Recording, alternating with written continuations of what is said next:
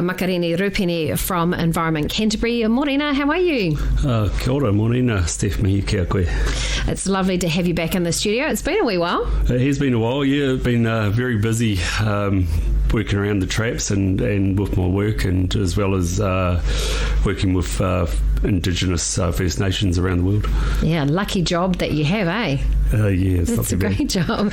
Now here today you're to talk about the Huria Mahinga Kai Reserve. You're here with your Environment Canterbury Paul Matai Ko Cultivating Understanding a Mahinga Kai hat on. I thought we'd start with at the beginning. Can you explain a little bit about the Huria Mahinga Kai Reserve? Where is it and how much history do we have around it? I know we only have roughly 5 minutes, but we'll do the best that we can. Kia ora, Steph. I will try and break it down into 5 minutes. So the Huria Mahinga Kai Reserve is in Kaipoi. It's around which is known as the Courtney Stream, which back in the day is the Kaikanui Awa, the old river, which was an old past site for one of our old chiefs, Te Huru. Te Huru was a cousin, a relation of Te Lākau Tahi and Moki, who bought the Kaipoi part between Waikuku and Tuahiwi. So there was an old past site which was enriched with Mahinga Kai, and being the Kaikanui was a fishing village. So back in the time, it was then turned into a freezing works, from a freezing works into urban development with housing, and then with the earthquakes, it was red zoned. And with it being red zoned, created an opportunity. What could we do with the land? So working with the Ngāi Tuahuriri, Mana Whenua Ruranga Hapu and the community and council come up with the plan to turn it back into some sort of Mahinga Kai Park. That's where I was brought in and asked what that should look like, and I thought it was great. I looked at a 500-year vision of growing tutora, putting in rongoa plants and Mahinga Kai edible trees and plants. So growing up as a child, I used to always look around and realise that we'd lost so much of our ngahere, our native forestry, and I've seen that as a great opportunity to reinstate it. So about 6 years ago, working with the Ngāi Tuahuriri Runanga and the Kaipoi Community Board, we came to the council and gave the presentation, and that was picked up. So working with the Hapu, Ngāi Tuahuriri and the community board, we created a new board for the Huria Mahinga Kai Reserve. And like I say, that we've had 2 plant days already, and I think we're up to close to 8,000 to 9,000 plants in the ground. It's looking great. We have a future vision of having Whare Wānanga, which is an educational hub. Gotcha, yeah. There's going to be a stage there also, where we can hold concerts, as well as the plants and trees grow.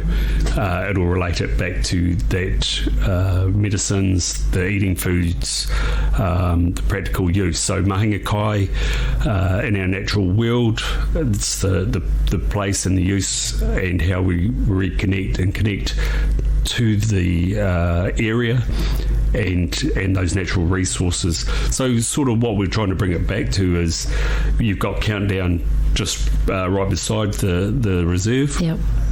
And that would be the Countdown of the old days.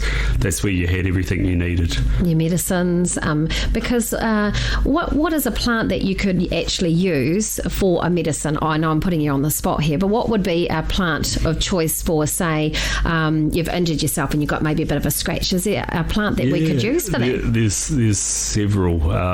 You've got your kawas, but you just talked, as we were chatting earlier before, you have a massive harakeke of flax. I do. in your dry driveway. Yes. Well, that creates a residue of gum that has an antiseptic in it, so that would be quite handy to rub onto one of your carts. Well, I've got quite a bit of that in my driveway, harakeke, as you're saying, so I could essentially produce that myself by using it. How would I do that? Would I just cut it off? Yeah, you just cut it, and we do have we like to cut down below, and we like to take the outer leaves so that we have the young leaves coming through the middle, and it protects the plant, and then that creates that gum, and then you just use it as a sealant over your burn or a cut. How wonderful that this is basically returning the land back to the community, isn't it? It is, and it will be a great spot, like say an amphitheatre we're looking to set up, and so that the community can come,